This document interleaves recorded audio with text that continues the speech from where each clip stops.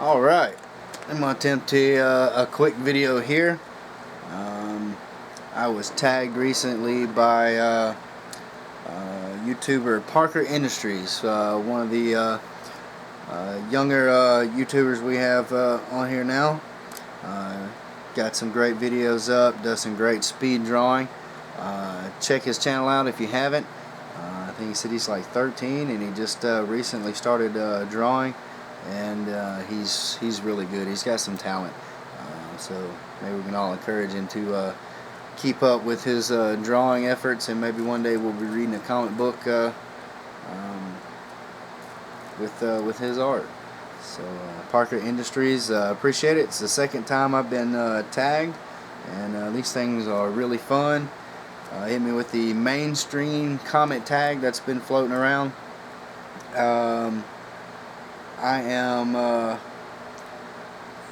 don't collect a lot of current titles, and the ones that I do collect are mostly independents. But if we can go a little old school here, I'll attempt this tag video. The first question asked is the favorite ongoing with one character or one hero.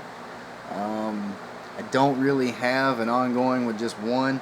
My favorite ongoing right now of all is Walking Dead. I guess if you consider Rick to be the main hero, but it's really a group book. Used to be my favorite ongoing with one character was Wolverine, through the 80s and 90s. And so yeah, I would say Wolverine with just one character. By mainstream, I'm considering it's Marvel and DC mostly, though I would consider Walking Dead very much mainstream now with the TV show and everything. It's a phenomenon. So, and favorite team book of all time, Uncanny X-Men. Just X-Men was my favorite team, hands down, always has been. I think that's true for a lot of people, but yeah, I was always an X-Men fan. Favorite team from DC, especially lately, has been the Teen Titans from the 80s run of Marv Wolfman and George Perez. So that would be my second favorite. My favorite hero, I have to go back to this book here. Favorite hero, Wolverine. Others would be like Silver Surfer, Martian Manhunter, Doctor Strange, Batman, of course, for DC, but Wolverine overall. Favorite villain, Darkseid. Total badass, ultimate evil, very intelligent. You know, he's out not to conquer the world, but the entire universe. Great Kirby creation. Darkseid, favorite villain. And for favorite events, I actually, the whole time that I have been reading comics off and on for 20-something years, I've never really got into the big crossover events. The miniseries events I liked, where they're self-contained, even if they affect the rest of the universe, Marvel or DC universe, but where they're contained in a miniseries, those were cool. But the big crossover events I was never that fond of.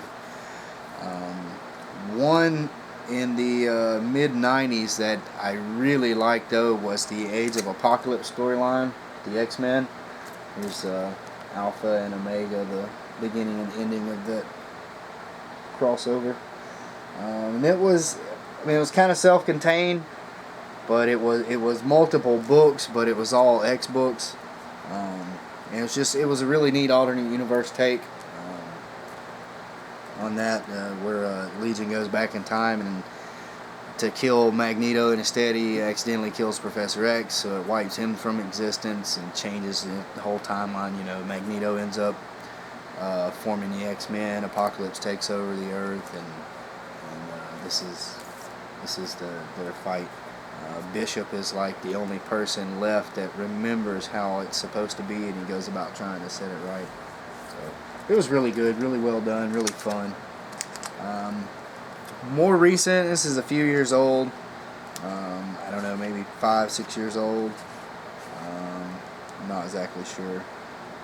But I read this in trade form, and this was really good. I'm sure it would have sucked trying to collect all the issues individually as it came out, but in trade it's a really good read, and that would be Final Crisis. Really, I think it was a really great story. Really well done. Again, starring Darkseid, favorite villain. But yeah, if you haven't read that, check that out. I can't recommend that enough. Least favorite events. The two I've been most disappointed in have been, unfortunately, X-Men events, and that was the Avengers vs. X-Men from a couple years ago. Yeah, there. On the one hand, it did make some changes in the Marvel universe, but it was really disappointing overall. It wasn't that well done. I think it lasted way too long, and it was too much hype. The other one be X-Men Battle of the Atom. I picked up the first issue and then realized it crossed over into a bunch of other titles, and I didn't go anywhere from there. A friend of mine picks up a bunch of the titles it crossed over into. He let me read them, and started out pretty good, but by the end they were exactly where they were when it started, and I just didn't see the point. So again, very, very disappointed. Favorite comic book locations? To me, it would be Gotham City. Wouldn't really want to go there, but definitely makes for some great visuals and comic books and movies and television. One place I would like to visit would be the Xavier Institute, otherwise known as the X-Mansion. They have a danger room. It's basically like a holodeck from Star Trek Next Generation. Who wouldn't want to go there, as long as the safeties are on. But yeah, I think that would be cool. Plus you get to meet the X-Men and Professor X, and it looks like a cool location. Other than that, Fortress of Solitude, Superman. That would be very cool. If you had some warm clothing, to go there would be some really, really, really neat stuff to see. As well as the Batcave. Who wouldn't want to visit the Batcave? And of course, I always love when they showed the Batcave in the comic books. The giant T-Rex, the giant Penny, all his trophies from his different victories and things. Okay, next is a favorite comic book cover. I'm one of those people, I cannot narrow anything down to one. I can't say this is the favorite, or this is my one favorite of this, one favorite of that. There's too many things, and so I always have to have several favorites. So I'll just give a few examples of some covers that I think are really cool. First are these variant covers from the Kirby Genesis that came out 2-3 years ago. This is Silver Star #1, and first was a Virgin Art variant. I thought it was really cool. It's Alex Ross. Definitely reminds me of Kirby. It's got that Kirby crackle. And this is a variant of the same cover. It's like a negative, reverse. I thought that looks really, really neat. I like the dark blues and everything in there. It looks really cool. A couple of favorite covers, like from the 90s. This was an independent series from Lightning Comics called Creed, and I always really dug this cover. It's a really cool looking dragon. This guy had his own style. It's kind of cartoony, but still, it looks like a really, really cool dragon. Really, I always really loved this cover. And then this, I actually should take this out. This cover here Marvel Comics Presents 100. These were double covers at the time. I had a front and back cover. This is the back cover, and it's got Ghost Rider pushing the Stone 100 down on Wolverine. Because on the front cover, it's got Wolverine pushing that same stone up and squishing Ghost Rider. So I always thought that was really cool, and it's Sam Keith art.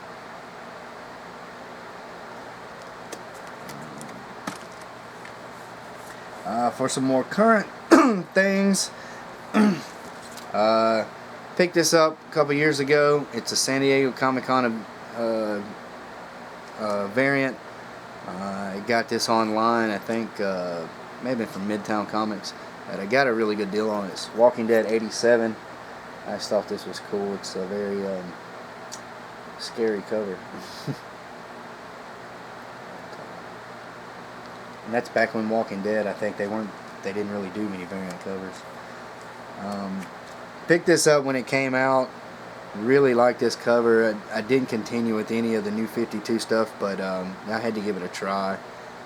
This is Batman #2, the Jim Lee variant, which is a really, really great Batman cover.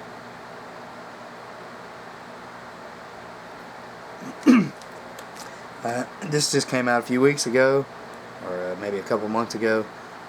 Really, I love this cover. Origin 2. The cover is better than the rest of the book. The book is pretty good. I really dug the story in here, but this cover the cover sold it for me. And I don't know why. I'm not a fan of pink, but I don't know, on a cover, if it's done right, it makes a cover really pop. And this caught my eye in previews and everything, and I've been picking up. This is one new title I've been picking up since. It started out being called Collider, and I got bad lighting in here. It's a really bright pink cover. I don't know why I like it, but just the contrast of the black and the pink, and then the yellow popping out there is just I don't know. I thought it was pretty incredible. But, great series. Now it's called FBP. And two books I got recently, and these two favorite covers of all time. Crisis on Infinite Earths, #7, the infamous death of Supergirl. Great George Perez cover, and what I really like is, if you look in the background, you can see in stone all the other DC characters. Well, they're not in stone. They look like they're made of stone. They're just all kind of in gray, mourning the death. And then #8, the death of the Flash. Another great George Perez cover.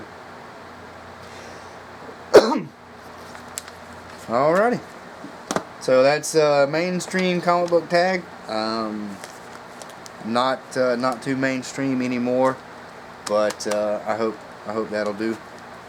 So again, appreciate that a lot. Parker Industries. Like I said, if you haven't seen his channel, go check it out. He's got some good stuff on there. He does some really good drawings. So let's all get on there and support some young upcoming artists here. So thanks again to everyone, and until next time, everybody take care.